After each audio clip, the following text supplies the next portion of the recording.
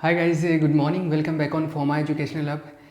देखिए, ये जो लेक्चर है ये एग्ज़ाम पॉइंट ऑफ व्यू से बहुत इंपॉर्टेंट है, बिकॉज इस लेक्चर से एग्ज़ाम में क्वेश्चन के आने के चांसेस 95% है। ठीक है, ये क्या है लेक्चर, इसके अंदर क्या पढ़ने वाले हैं, टॉपिक का नाम समझिए पहले तो। ये है क्वार्टर वेव प्लेट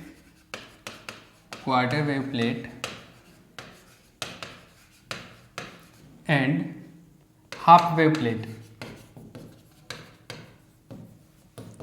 ये टॉपिक है। इसको बोलते हैं चतुर्थांश तरंग प्लेट एवं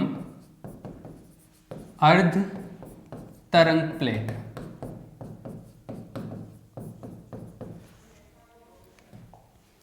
अर्ध तरंग प्लेट, इसका पहले मैं थोड़ा सा हल्का सा एक मीनिंग समझा देता हूँ, फिर मैं टॉपिक स्टार्ट करूंगा, फिर इसके ऊपर आऊंगा, है ना।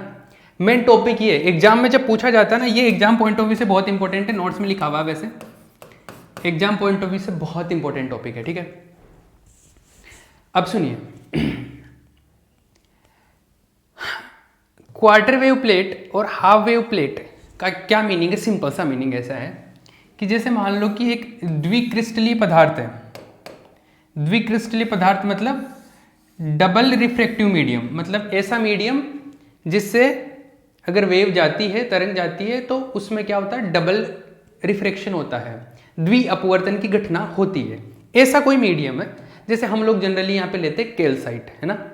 तो कैल्साइट ले लिया और कैल्साइट का एक प्लेट ले लिया हमने। किसका प्लेट ले लिया?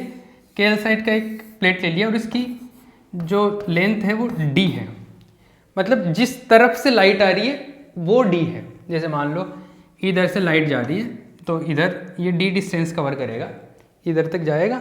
ठीक है, अब जैसे इस मीडियम के अंदर लाइट आएगी तो ये द्विअपवर्तक माध्यम है, डबल रिफ्रैक्टिव मीडियम है, तो ये क्या करेगा, यहाँ पे जैसे एंटर होगा दो किरणों में विभक्त हो जाएगा, दो पार्ट्स में डिवाइड हो जाएगा, दो रे बन जाएंगे, एक ई रे एक ओ रे। तो यहां से ई रे और ओ रे, जैसे एक को मैं ये बोल दूं, वो एक ई रे है, एक है ओ रे। तो क्या होता है, अगर ये जो डी लेंथ की जो प्लेट है, अगर ई रे और ओ रे निकलते हैं इस डी लेंथ की, डी मोटाई मान लो, लेंथ मान लो, कुछ भी बोल लो, पर इस डी मोटाई की प्लेट से निकलने के बाद में अगर ई रे और ओ रे, इन दोनों के बीच में पथांतर जो है, पथांतर मतलब phase difference, sorry path difference, अगर लेमडा बाई 4 का आ जाता है, मतलब 1/4 का, 1/4 का, तो उस प्लेट को बोलेंगे चतुर्थांश तरंग प्लेट। क्वार्टर वेव प्लेट मतलब क्वार्टर का आ गया, क्वार्टर मतलब 1/4 होता है। और अगर लेमडा बाई 2 का पाथ डिफरेंस आ जाता है, लेमडा बाई 2 का पथांतर उत्पन्न होता है, तो उसको बोलते हैं अर्ध तरंग प्लेट। इतनी बात समझ में आई ना।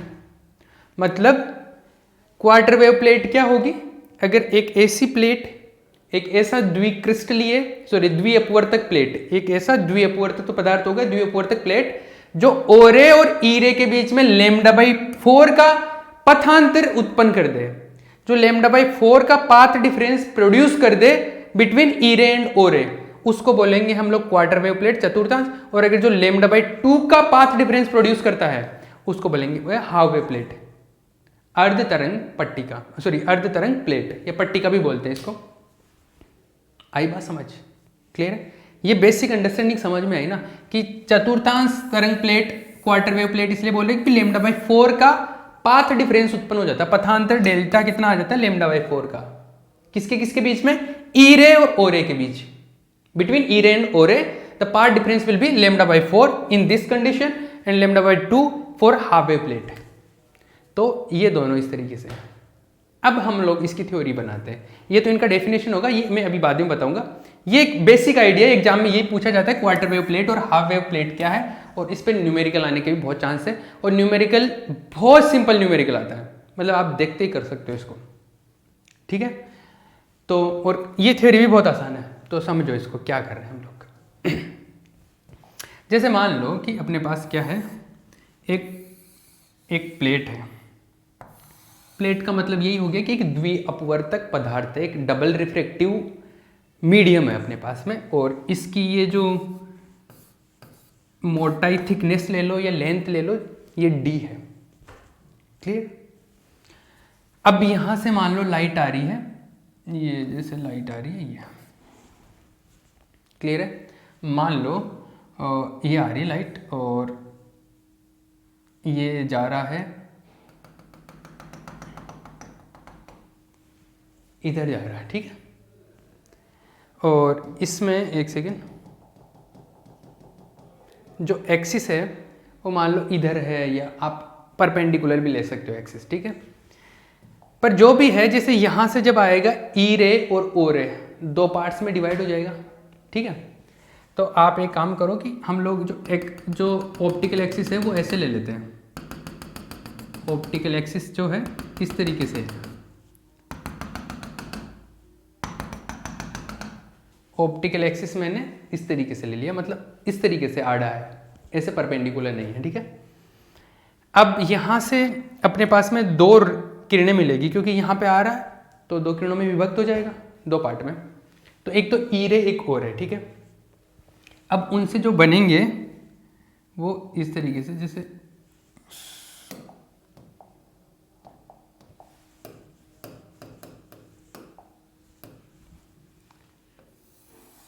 एक तो ऐसा सर्कुलर बनेगा, वृत्ताकार। ये वृत्ताकार ठीक से बना नहीं, दोबारा बना देते हैं। मेरा ड्राइंग बहुत गंदा है और ये फिर और बहुत गंदा बन गया।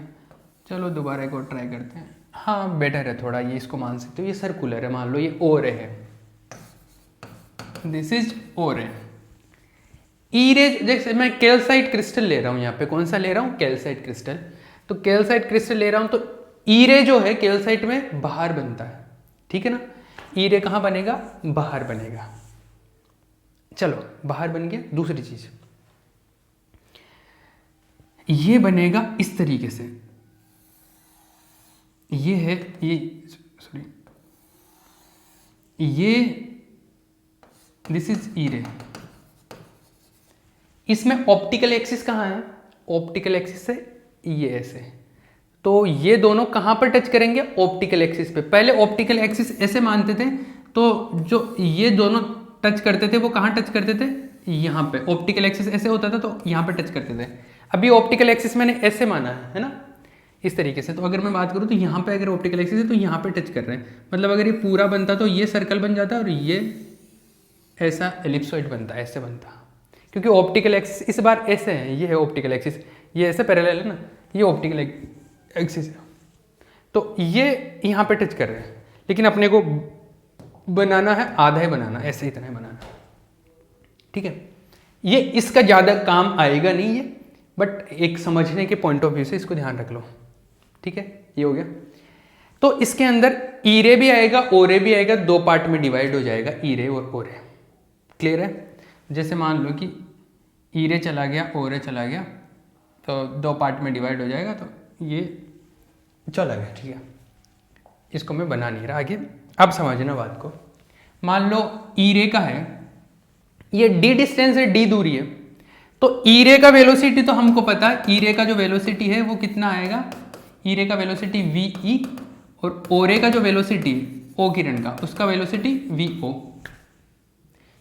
ई रे के लिए अपवर्तनांक जो है होगा, इसके लिए अपवर्तनांक म्यू ई है, इसके लिए अपवर्तनांक रिफ्रैक्टिव इंडेक्स क्या आएगा, म्यू ओ। क्लियर है। अब समझना बात को। ये यहां से ई रे और ओ रे दोनों निकली यहां से और यहां तक पहुंची, मान लो डी दूरी तय कर गए।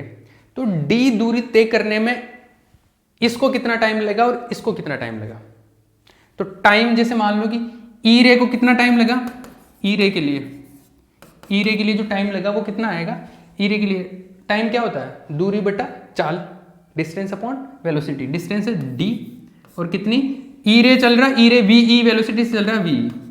ई रे को इतना टाइम लगेगा और ओ रे को कितना टाइम लगेगा, ओ रे को ये पार करने में कितना टाइम लगेगा, ओ रे को पार करने में लगेगा डी अपॉन ओ रे का वेलोसिटी वी ओ। ओ रे को इतना टाइम लगेगा, ई रे को इतना टाइम लगेगा, और दोनों का वेलोसिटी अलग अलग है। कैल्साइट लिया ना, तो कैल्साइट में वी ई ज्यादा होता है वी ओ से, ठीक है। ये वेलोसिटी ज़्यादा है, इसका वेलोसिटी ज़्यादा है तो इसको टाइम कम लगेगा, ये टाइम कम है और ये टाइम ज़्यादा है। तो ये टाइम ज़्यादा है, ये टाइम कम है, तो टाइम का कितना अंतर उत्पन्न हो गया, टाइम में जो डिफरेंस है कितना आ गया, मतलब एक से पहले एक निकल गया फिर दूसरा थोड़ी देर बाद में निकल गया, तो दोनों को इतनी डिस्टेंस कवर करने में अलग अलग टाइम लगेगा, तो समय का अंतर रहेगा, टाइम डिफरेंस रहेगा। तो वो टाइम डिफरेंस कितना है वो देखते हैं। तो दोनों को पार करने में जो समयांतर आएगा, समयांतर टाइम डिफरेंस, टाइम डिफरेंस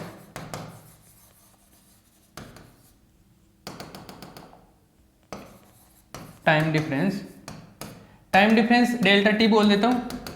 ये ज्यादा होगा क्योंकि वी नॉट कम है, नीचे वाला टर्म कम, तो ये कम है, सॉरी ये ज्यादा है पूरा, तो d अपॉन वी नॉट, इसको इतना टाइम लग रहा है, इसको इतना लग रहा है, तो माइनस कर दो ये तो समयांतराल होगा। एक दोनों को ओरे और ई रे को ये डिस्टेंस, ये पट्टी का पार करने में, ये प्लेट को पार करने में जो टाइम लगने वाला है वो दोनों में इतना अंतर रहेगा, इतना डिफरेंस रहेगा, ये तो समयांतर होगा।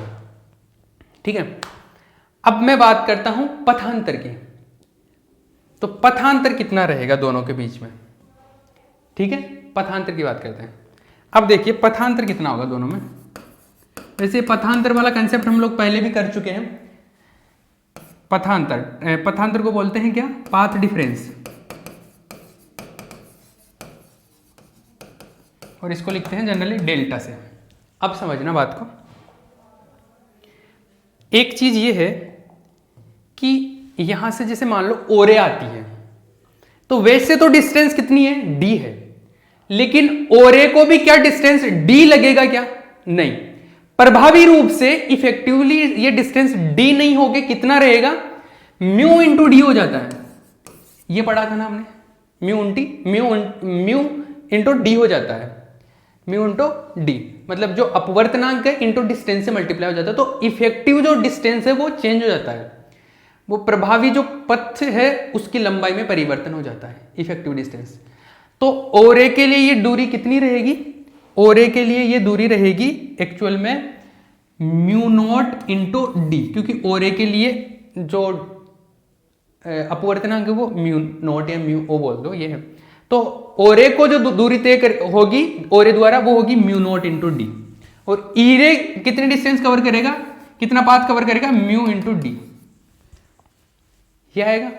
ओरे इतना कवर करेगा, ई रे इतना कवर करेगा, तो दोनों में पाथ का अंतर कितना है, इन दोनों को माइनस कर दो, एक का पाथ इतना होगा, एक का पाथ इतना होगा, पाथ में अंतर कितना हुआ, पथ में कितना अंतर हुआ, इनको माइनस कर दो, जो ज्यादा है उसमें से कम वाला माइनस कर दो। ज्यादा कौन सा है, क्योंकि म्यू नॉट है ना, म्यू ई से ज्यादा होता है कैल्साइट के अंदर, कैल्साइट की बात कर रहे हैं, तो इसमें से ये ज्यादा रहेगा, म्यू नॉट ज्यादा है तो ये ज्यादा रहेगा, ये कम रहेगा, तो इसमें से ही माइनस कर दो, तो ये mu naught D minus mu E D, ये आ जाएगा पथांतर, mu naught minus mu E, ये डी तो बाहर ले लो, दिस इज पाथ डिफरेंस, ये पथांतर है।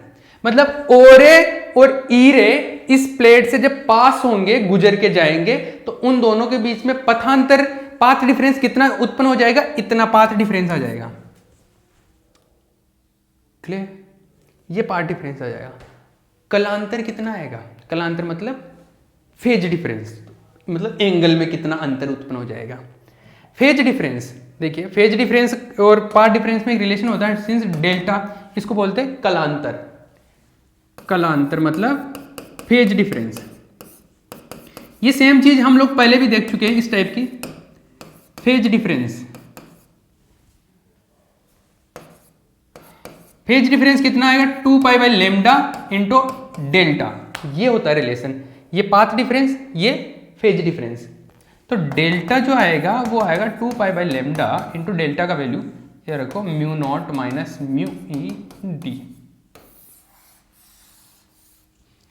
ये आ गया डेल्टा। ये क्या है, कलांतर। फेज डिफरेंस इतना उत्पन्न हो जाएगा, इतना फेज डिफरेंस आ जाएगा अगर दोनों किरणें ओरे और ई रे गुजरेगी तो उन दोनों के बीच में कला का कितना अंतर आ जाएगा, फेज डिफरेंस इतना उत्पन्न हो जाएगा।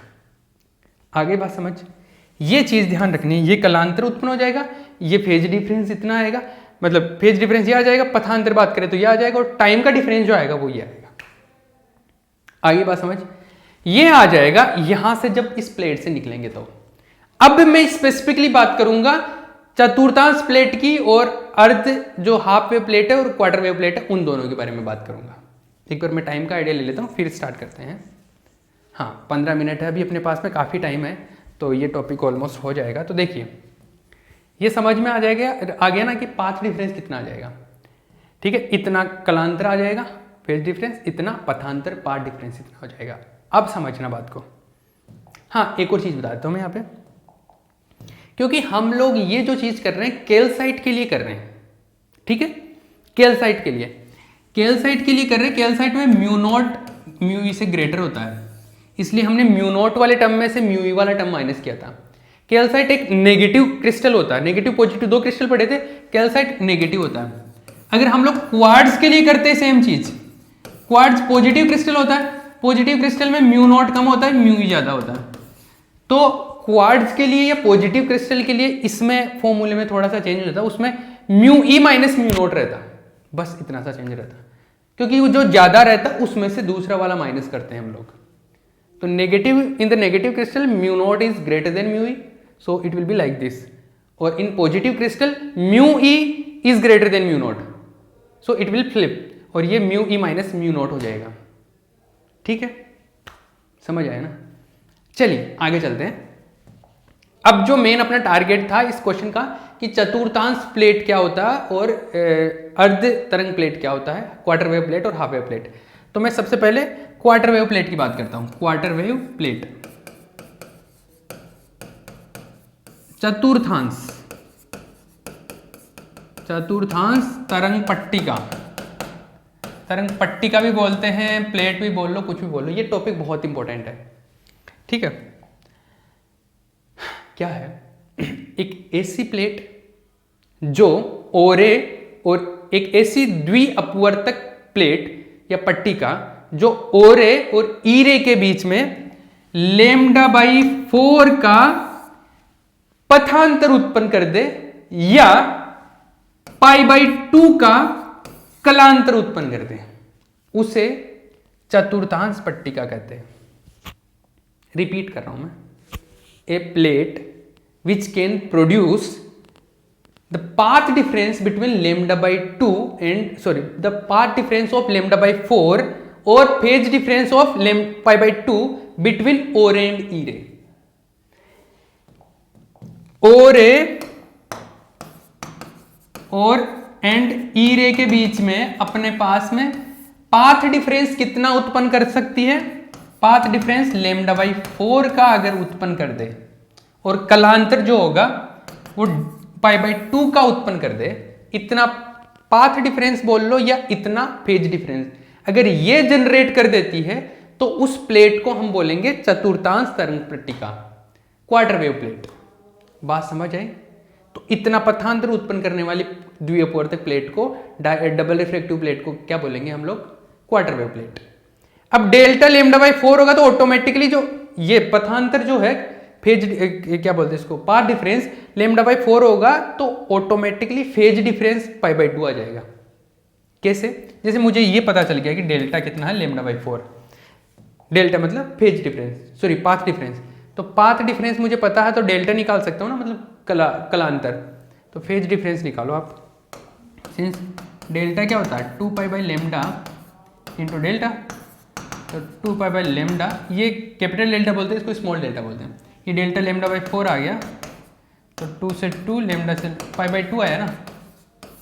यही तो हम लोग डेफिनेशन में बोल रहे थे कि अगर या तो आप बोल लो कि पथांतर जो फेज डिफरेंस λ/4 हो, या कलांतर फेज डिफरेंस कितना हो π/2 का, या तो पाथ डिफरेंस λ/4 का हो या फेज डिफरेंस π/2 का हो, तो वो प्लेट क्या बोलेंगे, उस प्लेट को बोलेंगे हम क्वार्टर वेव प्लेट, चतुर्थांश पट्टिका। आई बात समझ। तो डेल्टा क्या आना चाहिए अपने पास में, डेल्टा आना चाहिए π/2। π/2 भी आ सकता है, इसको जनरल रूप में मैं ऐसे बोलूँ π/2 आ गया, या π/2 में मैं अगर ऐड करूँ जैसे π/2 या 2π 2π ढाई हो जाएगा, 5π/2, ढाई में 2 और जोड़ दूँ तो कितना आ जाएगा 4.5 का मतलब 9/2, 9π/2। अगर इस टाइप की कुछ भी वैल्यू है, ये तो एक वैल्यू बता दी, जनरल वैल्यूज ये बता सकता हूँ कि ये आ जाए या ये आ जाए या ये आ जाए, इनमें से कुछ भी आ जाए तो अपने को क्या मिलेगा, क्वार्टर वेव प्लेट ही होगी, क्योंकि इनका सबका मीनिंग एक ही रहेगा। ठीक है, इसको मैं जनरलाइज कर दूं तो ऐसा है क्या, π/2 में मैंने क्या ऐड किया, 2π ऐड कर दिया यहाँ पे, तो ये मिल गया 5π/2। इसमें और 2π ऐड कर दूं मैं तो ये मिल गया, ऐसा ही है। इसका मतलब है कि मैंने π/2 के अंदर क्या ऐड किया, 2π, तो मैं इसको 2nπ लिख देता हूँ। तो ये वैसे क्या हो गया, इसका जनरल फॉर्म हो गया π/2, पाई कॉमन भी ले सकते हैं अगर चाहे तो आप, मैं चाहे तो ऐसे भी रख सकता हूँ।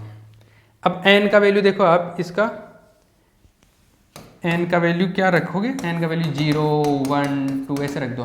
n का वैल्यू 0 रखोगे तो π/2 आ जाएगा, पहला वैल्यू मिल जाएगा। n का वैल्यू 1 रखोगे तो 2π ऐड हो जाएगा, तो 2π प्लस π/2, 5/2 मिल जाएगा। n का वैल्यू 2 रखोगे तो 4π प्लस π/2, तो ये 9/2 मिल जाएगा। तो ये सही है, इसका जनरल फॉर्म ऐसे बना लिया। ठीक है, तो डेल्टा जो अपने को मिला, डेल्टा का अगर जनरल फॉर्म बात करूँ तो डेल्टा जनरल फॉर्म हो गया π/2 प्लस 2nπ, और इसको भी मैं ऐसे कर सकता हूँ, पाई कॉमन ले लूँ तो 1/2 प्लस 2nπ, और इसको मैं भी एलसीएम ले लूँ तो 1 प्लस 4n/2 पाई। ये डेल्टा का एक जनरल फॉर्म हो गया इस पर्टिकुलर कंडीशन में। हमको कुछ नहीं किया, हमने कुछ नहीं किया, पहली चीज क्या करी हमने, अपने को पता है कि चतुर्थांश पट्टिका है, क्वार्टर वेव प्लेट है, तो क्वार्टर वेव प्लेट में λ/4 का पार्ट डिफरेंस आ जाता है। पार्ट डिफरेंस पता चला तो हम लोगों ने फेज डिफरेंस निकाल लिया इस फॉर्मूले से π/2, जो कि ऑलरेडी डेफिनेशन में हमने लिखा भी है, लेकिन इसको प्रूव भी कर दिया कि हाँ डेल्टा कितना है π/2। अब π/2 तो एक पर्टिकुलर वैल्यू है, लेकिन इसकी अगर जनरल वैल्यूज की बात करूँ तो π/2 भी हो सकता है, 5/2 भी हो सकता है, ये इसका जनरल फॉर्म ऐसे लिख दिया। तो डेल्टा जो आया अपने पास वो आ गया, एक तरीके से देखा जाए तो उसको थोड़ा सिंप्लीफाई करके ऐसे लिख लिया, डेल्टा मिल गया यहाँ से। और डेल्टा अभी थोड़ी देर पहले हमने डी के पदों में, डी की टर्म्स में डेल्टा ये भी लिखा था। ठीक है, तो डेल्टा डी की टर्म्स में ऐसे होता है, तो डी एक तो डेल्टा ऐसे हो गया, और डेल्टा सिंस डेल्टा डी की टर्म्स में क्या होता है, 2π/λ μ0 माइनस μe इंटू डी, ये भी होता है। ये डी की टर्म्स में, ये पाई की टर्म्स में, एंगल की टर्म्स में।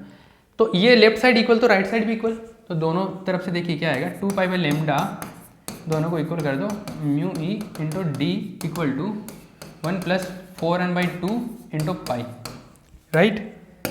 पाई से पाई कैंसिल आउट हो जाएगा, और लेमडा उधर मल्टीप्लाई हो जाएगा, 2 उधर मल्टीप्लाई हो जाएगा, डी इक्वल टू क्या आएगा, λ/4 हो जाएगा इधर, 2 से 2 4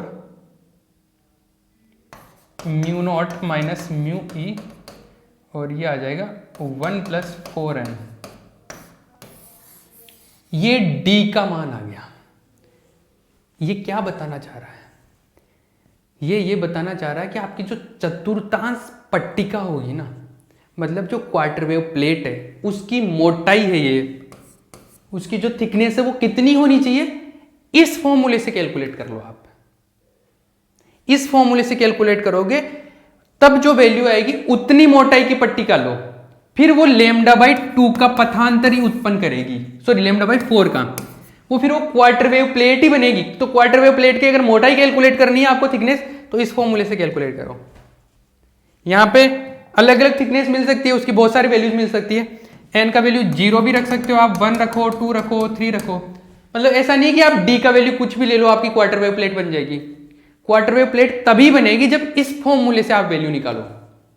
तो या तो आप n का वैल्यू 0 रखो, या 1 रखो, या 2 रखो, या 3 रखो।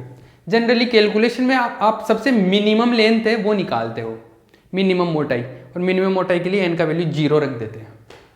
वहां पे कुछ कहा नहीं जाता, लेकिन फिर भी हम लोग कुछ बोलते नहीं ना, तो मिनिमम मोटाई कैलकुलेट करते हैं, मिनिमम थिकनेस, न्यूनतम मोटाई, और उसके लिए हम लोग n का वैल्यू 0 रख देते हैं। बाकी वो बाद की बात करेंगे न्यूमेरिकल में। अभी आप ये देखो कि ये d आ गई। अगर आपको क्वार्टर वेव प्लेट बनाना है तो क्वार्टर वेव प्लेट के लिए आपका पथांतर कितना होना चाहिए, λ/4 पहली चीज, और λ/4 का पथांतर है, पार्ट डिफरेंस λ/4 का है, तो आपका फेज डिफरेंस जो है कलांतर वो आ जाएगा यहाँ से π/2, और π/2 का जनरल फॉर्म ये लिखा, ये आ गया। ठीक है, π/2 का जनरल फॉर्म, और ये एंगल का जनरल फॉर्म है, तो डेल्टा का दूसरा वैल्यू ऐसे भी होता है डी की टर्म, दोनों को इक्वल कर दिया तो डी का वैल्यू आ गया। ये किसके लिए आ गया, क्वार्टर वेव प्लेट की थिकनेस आ गई है। क्वार्टर वेव प्लेट का अगर क्वेश्चन आया तो ये फॉर्मूला आपको याद होना चाहिए, ये याद ही होना चाहिए आपको फॉर्मूला। ये क्वार्टर वेव प्लेट का हो गया। एक बार टाइम देख लो, फिर हाफ वेव प्लेट की ओर बात कर लेते हैं। 5 मिनट बचे हैं, हाफ वेव प्लेट की ओर बात कर लेते हैं। वैसे हाफ वेव प्लेट और इस पर क्वेश्चन करेंगे तो वो नेक्स्ट लेक्चर के अंदर ही पॉसिबल हो पाएगा, क्योंकि फिर वो कंप्लीट भी नहीं हो पाएगा। तो हम लोग ये काम करेंगे कि जो हाफ वेव प्लेट वाला पार्ट है वो नेक्स्ट लेक्चर के अंदर करेंगे, ठीक है। बाकी ये समझ आया ना? मैं थोड़ा सा रिकेप कर देता हूँ, जो भी पढ़ा ना थोड़ा सा रिपीट कर देता हूँ मैं, क्या क्या हमने पहले तो थोड़ी सी यहाँ पे कहानी सुनाई थी मैंने कि हाफ वेव प्लेट और क्वार्टर वेव प्लेट क्या होता है। जो प्लेट, जिस प्लेट से गुजरने के बाद में ओ रे और ई रे के बीच में λ/4 का पथांतर आ जाए, λ/4 का पाथ डिफरेंस आ जाए, उसको क्वार्टर वेव बोलेंगे। क्वार्टर का मतलब 1/4 होता है, तो डायरेक्ट आप याद भी रख सकते हो कि λ/4 का 1/4 का आएगा। और हाफ वेव प्लेट से हाफ का आ जाता है, आधे लेमडा का पथांतर उत्पन्न हो जाता है। तो सिंपल सा ये कंसेप्ट याद रहेगा कि हाफ वेव से आधा आ जाएगा और फुल वेव से चतुर्थांश से λ/4 का आ जाएगा। अब हम लोगों ने यहाँ पे कुछ बोला कि जैसे यहाँ से अगर लाइट पास होती है तो ओ रे ई रे जिस तरीके से भी बनते हैं, जैसे हमने इस तरीके से बना लिया, इसमें एंगल जो ऑप्टिकल एक्सिस है वो ऐसे बनाया है, तो ये इस तरीके का डायग्राम हो गया। तो यहाँ पर ई रे का वेलोसिटी ये, ओ रे का वेलोसिटी ये है, तो जब गुजरेगा तो दोनों लाइट जब निकलेगी ओ रे ई रे, उनमें कुछ तो टाइम का अंतर उत्पन्न हो जाएगा, दोनों साथ नहीं निकलेगी, तो एक आगे निकलेगी एक पीछे निकलेगी, तो समयांतर कितना उत्पन्न हो जाएगा, टाइम डिफरेंस कितना आ जाएगा वो हमने ऐसे कैलकुलेट कर लिया। एक को कितना टाइम लग रहा है, दूसरे को कितना टाइम लग रहा है, दोनों का हमने टाइम डिफरेंस निकाल लिया। फिर दूसरे का हमने पथांतर निकाला, पाथ डिफरेंस। तो हम लोग को पता है कि एक्चुअल में जो पथ की लंबाई है वो प्रभावी रूप से कुछ अलग होती है, वो म्यू इंटू डी होती है। तो ओ रे के लिए म्यू नॉट इंटू डी हो गया और ई रे के लिए म्यू इंटू डी हो गया। अब ये कैल्साइट क्रिस्टल है, तो कैल्साइट क्रिस्टल में म्यू नॉट ज़्यादा होता, तो म्यू नॉट डी में से म्यू ई डी माइनस कर दिया, तो ये हो गया। अगर ये क्वार्ट्ज क्रिस्टल होता तो म्यू ई इसमें से ये माइनस करता तो mu E minus mu not आता, फाइनल आंसर, ठीक है। बाकी डेल्टा मिल गया, मतलब पथांतर मिल गया अपने को, पाथ डिफरेंस मिला तो कलांतर फेज डिफरेंस इस फॉर्मूले से कैलकुलेट कर सकते हैं। तो डेल्टा मिल जाएगा अपने को ये इस तरीके से, ठीक है। अब क्वार्टर वेव प्लेट और हाफ वेव प्लेट क्या होता है। क्वार्टर वेव प्लेट से हम लोग बोलते हैं कि क्वार्टर वेव प्लेट λ/4 का पाथ डिफरेंस उत्पन्न करेगा, तो λ/4 का पाथ डिफरेंस आएगा, तो कलांतर कितना आएगा, फेज डिफरेंस इस फॉर्मूले से निकाल लो, λ/4 रख दो यहाँ पे, तो λ/4 है तो π/2 का आएगा। परिभाषा में डेफिनेशन में भी लिखा वैसे π/2 का आएगा, तो π/2 या इसमें 2π और ऐड कर दो, तो ये इस टाइप की कोई भी वैल्यू आ जाए, π/2 ही नहीं और भी वैल्यू आ सकते हैं। ये वैल्यू हो डेल्टा का तब भी ये λ/4 ही आएगा उसमें। तो इसका जनरल फॉर्म ये लिख दिया हमने, 2π ऐड करते जाते हैं तो 2nπ कर दिया मैंने इसको, ठीक है। अब डेल्टा का इसको मैं पाई कॉमन ले लिया, इसको ठीक तरीके से लिखा तो सिंप्लीफाइड फॉर्म में ऐसे आ गया डेल्टा मिल गया। तो डेल्टा का दूसरा फॉर्म अभी हमने डी के टर्म में ऊपर ही कैलकुलेट किया था, दोनों को इक्वल कर दिया तो डी का वैल्यू आ गया। ये आ गया कैल्साइट के लिए, मतलब एक तरीके से ये नेगेटिव जो क्रिस्टल होता है ना उसके लिए आ गया। अगर पॉजिटिव क्रिस्टल की बात करूं तो पॉजिटिव क्रिस्टल के लिए ये क्या आएगा, पॉजिटिव क्रिस्टल के लिए इस फॉर्मूले में चेंज होगा ये वाला टर्म, बस इसमें म्यू ई से म्यू नॉट माइनस हो जाएगा, mu E minus mu naught हो जाएगा, क्योंकि पॉजिटिव क्रिस्टल में क्या होता है, पॉजिटिव क्रिस्टल में म्यू ई ज़्यादा होता है, ठीक है। ये नेगेटिव क्रिस्टल के लिए था, तो ये पॉजिटिव क्रिस्टल के लिए ये फॉर्मूला लगेगा, इतना ध्यान रहेगा ना। मतलब ये एक तरीके से कैल्साइट के लिए था तो ये पॉजिटिव क्रिस्टल के लिए आ गया, ये एक तरीके से क्वार्ट्ज के लिए आ गया। अगर क्वार्ट्ज दे तो ये फॉर्मूला लगा देना, ठीक है। कई बार अगर मान लो कि आपको याद नहीं रहे कि यार कौन सा किसके लिए था, तो एग्जाम में जब वैल्यूज पता हो ना तो यहां से पता चल जाएगा आपको। जिसकी वैल्यू ज्यादा रहे तो ऑटोमेटिकली समझ में आ जाएगा कि अच्छा अपन ने गलत फॉर्मूला लगा दिया, क्योंकि ये डी तो प्लस में आना चाहिए ना, जो ज्यादा रहेगी उसमें से घटाना है आपको, ये ध्यान रखना। तो ज्यादा रहेगी तो उसमें से घटाना, तो फॉर्मूला भी उस तरीके से। अगर कम में से घटा दिया तो फिर माइनस आ जाएगा, डी मोटाई माइनस में थोड़ी ना हो सकती है, प्लेट की मोटाई तो पॉजिटिव ही रहेगी ना, ठीक है। तो न्यूमेरिकल में तो वो काम चल सकता है, क्लियर है। लेकिन थ्योरी याद रहेगा तो भी बेटर है आपके पास, ठीक है। ये हो गया, ये हाफ क्वार्टर वेव प्लेट हो गया। हाफ वेव प्लेट के लिए हम लोग नेक्स्ट लेक्चर के अंदर डिस्कस करेंगे, ठीक है। कोई भी डाउट हो तो मेरे व्हाट्सएप नंबर पे आप मैसेज कर देना, ये ठीक है। बाकी मुझे कॉल कर सकते हैं आप, ठीक है। चलो बाय।